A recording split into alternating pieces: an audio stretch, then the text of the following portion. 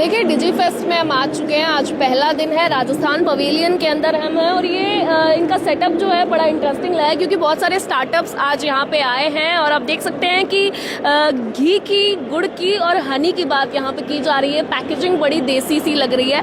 Sir से बात करेंगे कि क्या है एग्जैक्टली क्या प्रोडक्ट है और क्या अलग है ये, कि हम लोग क्योंकि ज़्यादातर प्रेफर करते हैं कि हम फार्म से ही सीधा घी खरीदें, ज़्यादा प्योर होगा, लेकिन इनमें क्या अलग है कि इतना इन्होंने यहाँ पे प्रमोट किया है। Hello sir. Hi, What's your name? Amanpreet Singh and I am representing my based out of Kota. हम लोग कोटा से हैं और आपने हिंदी में बोलने के लिए कहा, इसलिए हिंदी में बात करेंगे।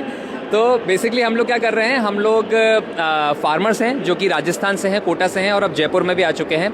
और हम लोग बेसिकली बहुत ही कॉन्शियस तरीके से गायों का ध्यान रखने में सक्षम रहते हैं। जैसे कि आपने देखा ही, हम लोग गायों के लिए जो फीड उगाते हैं वो हाइड्रोफोनिक्स तकनीक से उगाते हैं। हाइड्रोफोनिक्स एक वो तकनीक है जिसमें गायों का चारा उगाया जाता है बिना मिट्टी के। तो हम लोग एक कंट्रोल एनवायरनमेंट में ऑर्गेनिक फीड उगाते हैं गायों के लिए।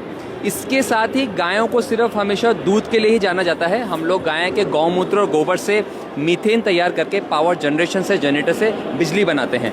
तो ये कुछ वो तरीका है जो कि हम लोग एक कॉन्शियस फार्मिंग की तरफ कर रहे हैं और गायों के हित में कर रहे हैं और उनको अच्छा चारा देके और उनको बेहतर जीवन देके, सिर्फ उनके बाय प्रोडक्ट दूध के अलावा उनके गौमूत्र और गोबर से भी। तो ये कुछ हमारी कोशिश चल रही है। अच्छा, टेक्नोलॉजी की बात हम आज यहाँ ज़्यादा करेंगे क्योंकि ये मोटिव ही है कि टेक्नोलॉजी प्रमोट करनी है और इनोवेशन क्या है। तो इनोवेशन आपने एग्जैक्टली मिथेन वाला हमें बताया, लेकिन अभी पीछे अगर मैं यहाँ देखूँ तो यहाँ ये जो बॉक्सेस बने हुए हैं चारे के लिए, बड़ा इंटरेस्टिंग है। इसके बारे में थोड़ा सा अगर आप ये क्या है, डिजिटल रिप्रेजेंटेशन मैं आपको हमारे यहाँ पे वीडियोस भी हैं वो भी दूंगा। तो हम लोगों ने कंट्रोल एनवायरनमेंट में एक क्लाइमेटिक कंट्रोल चेम्बर बनाया है। उस चेम्बर के अंदर क्या होता है कि एयर कंडीशन रहता है और आप गाय का चारा, सुनने वाली बात है, गाय का चारा 300 स्क्वायर फीट का एरिया के अंदर आप 1500 किलो, जो कि 5 एकड़ के अंदर ज़रूरी होता है, हम सिर्फ 300 स्क्वायर फीट में कर लेते हैं और एक दिन के अंदर 1500 किलो के आसपास चारा हम लोग उगा सकते हैं। ये चारा जो बनता है वो बिना मिट्टी के बनता है, सिर्फ और सिर्फ ये पानी से, आप न्यूट्रिशन पानी में डालते हैं और उस कंट्रोल एनवायरनमेंट में ऑर्गेनिक चारा गायों के लिए बनता है। तो ये एक लेटेस्ट टेक्नोलॉजी है और ये टेक्नोलॉजी का जो आई है, ये इजराइल की टेक्नोलॉजी है और हम लोग उसको बखूबी कर रहे हैं और राजस्थान में करने वाले हम लोग पहले हैं। भारत में करीबन 5-10 किसान और इसको कर रहे हैं। अच्छा, फार्मर्स के साथ आप कनेक्टेड रहते हैं? बिल्कुल। So we are the part of farmer producing organisation also. हम लोग करीबन 150 किसानों को राजस्थान के अंदर एक बहुत अच्छी तरीके से प्रोत्साहन दे रहे हैं और साथ साथ में हमारे पास भी ये मान लीजिए ऑन बोर्ड काफ़ी सारे किसान हैं जिनके साथ हम लोग मिलकर काम कर रहे हैं। अच्छा, आपने ये अभी ये चारे जो बनाने का जो है, if I am like saying it right, so क्या बेनिफिट्स है कि अगर आप ये टेक्नोलॉजी यूज़ करते हैं? वैसे हमें सर ने बताया, बट अगर आप थोड़ा सा और तो बहुत सिंपल सी बात है। सबसे पहली बात तो आपकी मैन पावर, उसके बाद आपको जगह। आज के टाइम पे सबसे महंगी जो चीज़ है वो है रियल एस्टेट, जहाँ पे हम लोग खड़े हुए हैं। रियल एस्टेट का कॉस्ट बहुत ज़्यादा कम बचता है। ये सिर्फ 300 स्क्वायर फीट के अंदर आप 1500 किलो कर लेते हैं। और इससे सबसे ज़्यादा इंपॉर्टेंट बात, हमारी जो गौ माता है उसके लिए आप ऑर्गेनिक फीड एंड फॉडर तैयार कर सकते हैं।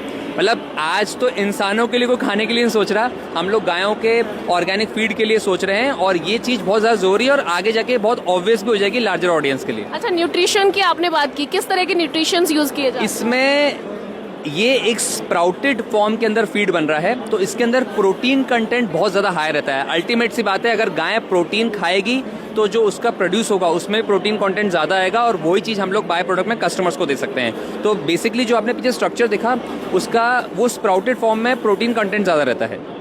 अच्छा, आपने बोला कि ये प्रोसेस है, इसमें पानी का इस्तेमाल होता है, तो वाटर कंजर्वेशन का कहीं ना कहीं?